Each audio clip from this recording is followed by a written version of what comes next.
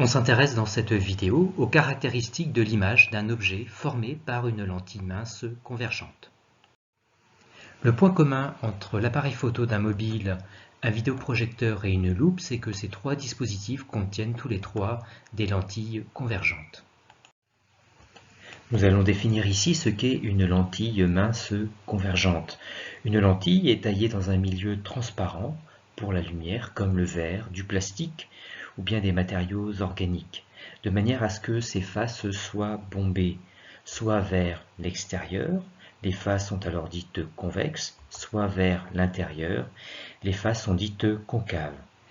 Lorsque des rayons lumineux incidents parallèles à l'axe optique des lentilles traversent les lentilles, ces rayons sont réfractés et sont déviés lors de la traversée. Et selon que les faces sont convexes ou concaves, la déviation n'est pas la même. Les rayons convergent dans le premier cas et divergent dans le second. On voit là les deux types de lentilles. On parlera dans le premier cas de lentilles convergentes et dans le second de lentilles divergentes. On retient donc qu'une lentille convergente est faite d'un matériau transparent dont les faces sont convexes et on se limitera dans toute la suite aux lentilles minces convergentes, c'est-à-dire dont l'épaisseur petit e est faible devant les rayons de courbure R1 et R2 de chacune des faces convexes. Nous allons préciser ici les caractéristiques d'une lentille mince convergente. Tout d'abord, une lentille mince convergente est représentée symboliquement par une double flèche pointe vers l'extérieur. On appelle le centre optique noté O son intersection avec l'axe optique de la lentille. Nous avons vu précédemment que des rayons incidents parallèles à l'axe optique convergent en un unique point. Ce point représente une caractéristique importante de la lentille, notée F' et appelée foyer image de la lentille.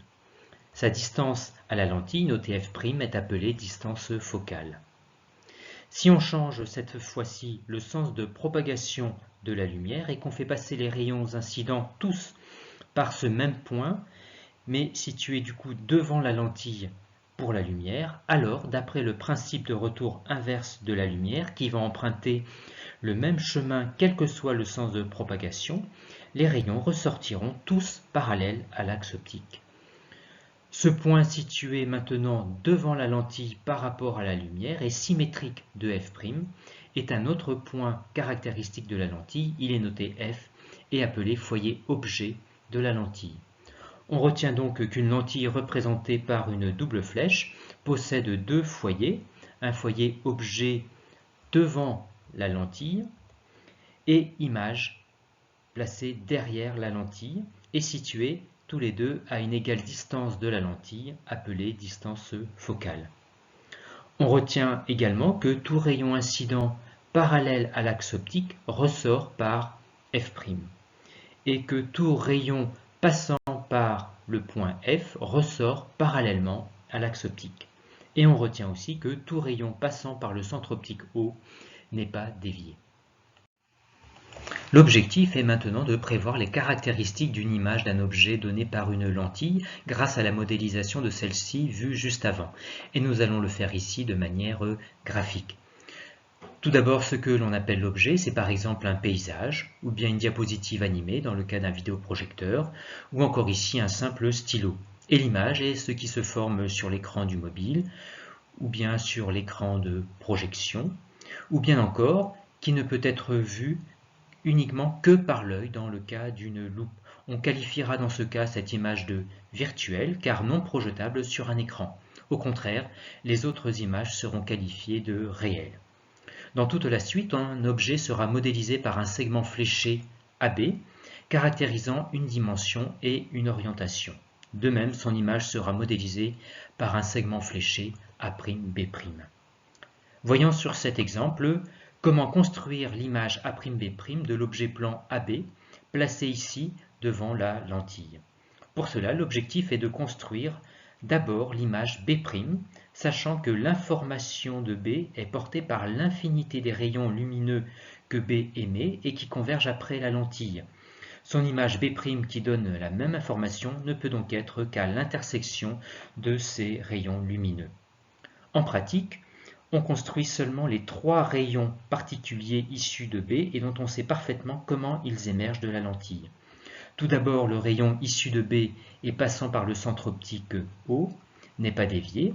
Ensuite, le rayon issu de B est parallèle à l'axe optique ressort par le foyer image F'. Et enfin, le rayon issu de B et passant par le foyer objet F ressort parallèlement à l'axe optique. B' est donc à l'intersection de ces 3 rayons et l'image A' est située à la verticale de B' sur l'axe optique. On voit dans cet exemple que l'image est réduite, proche de la lentille par rapport à l'objet, et qu'en plus elle est renversée. Cette situation correspond au paysage observé sur l'écran du mobile et bien entendu l'électronique du mobile a redressé l'image pour qu'on la voie bien droite. Une des caractéristiques de l'image est qu'elle peut être soit réduite comme ici ou agrandie par rapport à l'objet. Cette caractéristique est mesurée par une grandeur appelée grandissement donnée par la lentille, qui est notée gamma. Le grandissement est par définition le nombre de fois que l'image est agrandie par rapport à l'objet. Il est donc égal au rapport de la hauteur de l'image A'B' sur celle de l'objet AB. Par ailleurs, la construction géométrique précédente nous permet d'exprimer autrement ce même rapport. En effet, la construction fait apparaître 2 triangles, OAB et OA'B', tels que les droites AB et A'B' sont parallèles.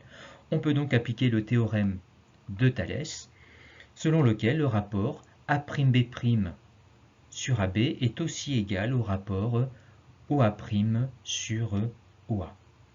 Le grandissement peut donc soit être relié aux positions de l'objet et de l'image, soit à leur dimension. Le grandissement étant un rapport de longueur, il est sans unité, et les longueurs doivent être exprimées dans la même unité. Retenons cette formule, et que si ce grandissement est supérieur à 1, c'est que l'image est agrandie par rapport à l'objet, et que s'il est inférieur à 1, c'est que l'image est réduite par rapport à l'objet. Appliquons la première formule du grandissement à notre exemple. Pour cela, on mesure sur la construction AB qui vaut 2,0 cm et A'B' qui vaut 1,0 cm. On remplace ces valeurs dans la formule du grandissement et on trouve une valeur de 0,5, c'est-à-dire que l'image est réduite de moitié par rapport à l'objet. Vérifions que la deuxième formule du grandissement nous donne la même valeur. On mesure pour cela sur la construction OA qui vaut 6,0 cm et OA' qui vaut ici 3,0 cm. En remplaçant ces valeurs dans la formule, on retrouve bien la même valeur de 0,5 pour le grandissement.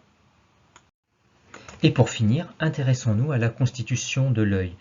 L'iris est la partie colorée visible de l'œil, et en son centre se trouve un trou appelé pupille, dont le rôle est de réguler l'intensité lumineuse en se dilatant ou en se contractant, rôle essentiel pour ne pas endommager les tissus de l'œil. Et en physique, on appelle diaphragme tout dispositif qui limite la lumière entrante, comme la pupille.